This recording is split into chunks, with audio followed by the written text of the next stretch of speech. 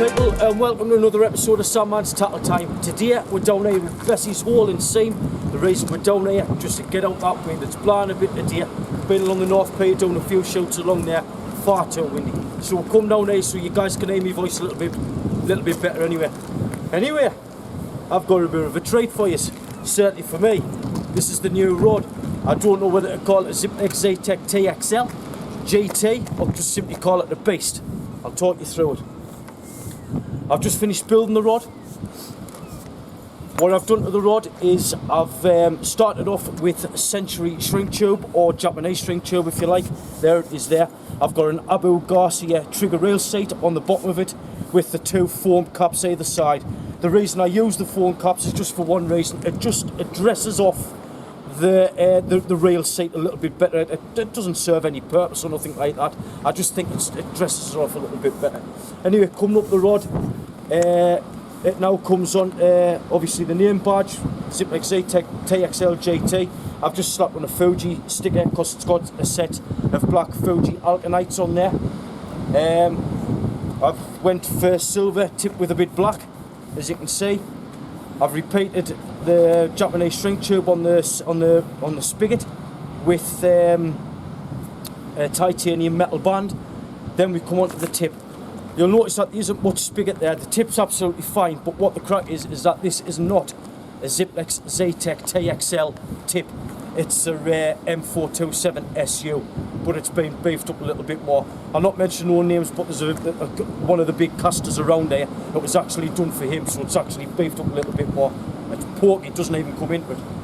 Anyway, so I've carried on to that unground tip.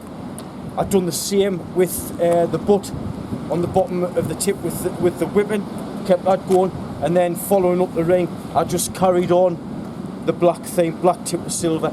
It's simple, but I like it. I do it on a lot of my rod builds. I just stick to what I know. Then we've got the high vis tape, and I've high builded straight over the top of that with a diamite tip ring on the top. Anyway, that's the rod. So quickly, briefly, the rod is a ZZIPLEX ZETEQUE TXL butt, 88 inch, with a ZZIPLEX M427 SU tip that was beefed up for one of the local casters. And like I say, porky is doesn't come anywhere near. What we use on the business centre today is this guy. I've seen us do a video over down at the Riverway one time. It's the Daiwa Saltist LD20 HSH. It's been magged up. This reel is absolutely fantastic, to say the least. It is absolutely solid, well built. It's faultless. I absolutely love it to bits. It's been professionally magged up. I can't pick a fault with it. Very fast. The retrieve on it is 7 to 1.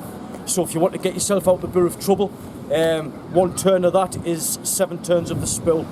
Absolutely fantastic, to say the least. The reel is loaded up with a 60-pound Spectra braid.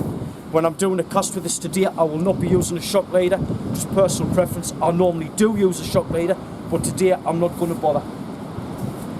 On the business end of that, I've got, as you've seen this break on Sandmans Tackle Time, a fast link made with 316 1.6mm stainless steel TIG welding rods. And on the end of that, I've got a 295-pound power swivel on the end of that.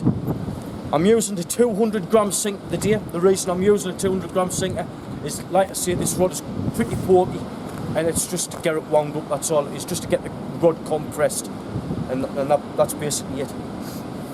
Well, there's no time like the present. Let's go and put this boy through its paces, and I'll tell you what it's all about.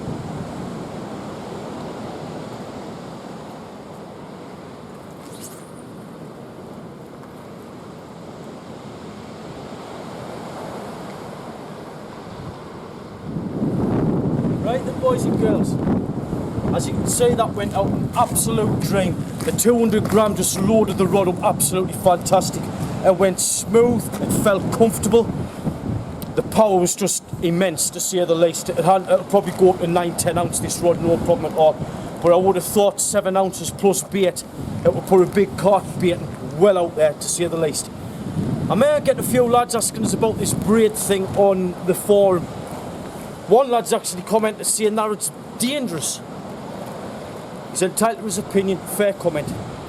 I've used braid on a palm size multiplier, 7.5s, right across the board.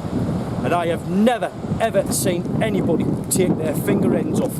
I'm not saying it cannot happen, but if it's used correctly, I can't say well there'd be any problem. Here I am using £60 braid.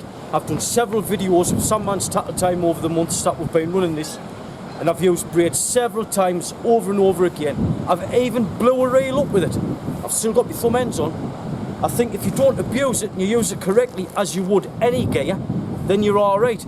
If you're going to abuse something, then you're asking for trouble, aren't you? So maybe you will lose your thumb ends. Use it properly and you'll be alright. £60 Spectre braid, no problem at all. I'm going to go back and I'm going to hit this again, and I'll show you again where it goes out like. What a feeling, cracking rod.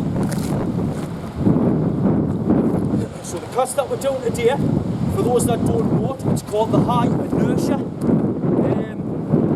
I've never been a big fan of the pendulum. I wouldn't say it's a bad cast, far from it. It puts a lead out miles, we all know that.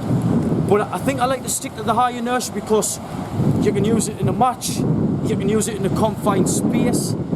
You wouldn't really want to do the pendulum if there was a lad fishing 10 metres away from you, so I'll stick to the inertia. I favour that big step.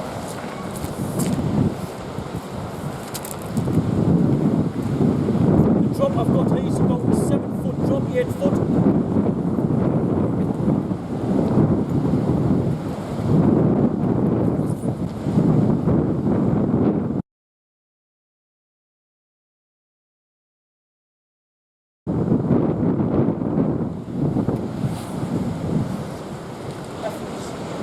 Effortless.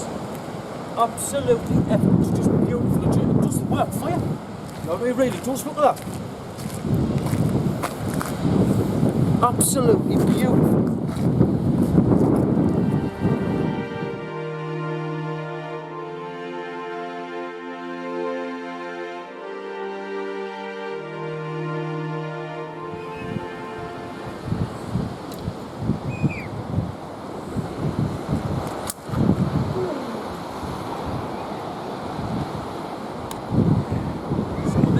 Point. You just saw there cracked off. Look at the reel.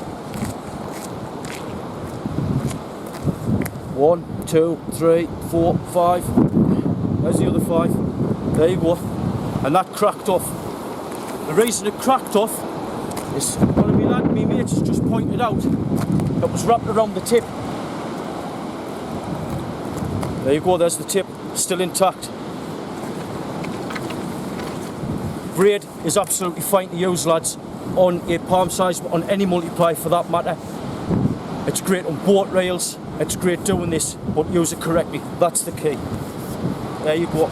Yes, it cracked off, but everything's still intact. If I've got my story right, boys and girls, just as I'm putting this right, if that was mono, I'll have a big £5 bet with you. I bet if that was mono, that would have went. Can you remember a while back when I done a video on a ZZIPLEX ZETEQUE TXL down there on the spiles? I laid it back, I was doing the high inertia, I come round, wham, woof, up that went. And I come walking up there, and it was like that. It absolutely blew to bits. Look at that. Same thing's just happened there. There you go. What I think, in my opinion, about braid on a palm size multiplier, it's pretty new. There's not a lot of people tried it, so they're being cautious. They stick to what they know. If it isn't broke, don't fix it. So they stick to mono. Don't knock it till you've tried it. Maybe that's good. That's a better way of putting it. I've tried it. I liked it. It's safe. It's fine. Where's the problem? Give it a go. Give it a go. Just do it right. Just before I go, there it was. ZZIPLEX ZETEQUE TXL. With an M427 SU tip in it. Fantastic to say the least. Very powerful rod, good for the kelp, good for the cliffs. Very powerful to say the least. I kind of see you can go out there and buy one, because you can. It's 2 rods if you think about it made into one. But if you do have the chance to get your hands on a TXL button, a 427 SU tip in it, put the 2 together, tack it on the field or bring it down here and have a go. You'll not be disappointed. Very nice. Anyway, I hope you enjoyed watching that as much as what we did making it. Just take care out there, be safe, and I'll see you all on the next episode of Sandmans Tackle Time. Bye bye.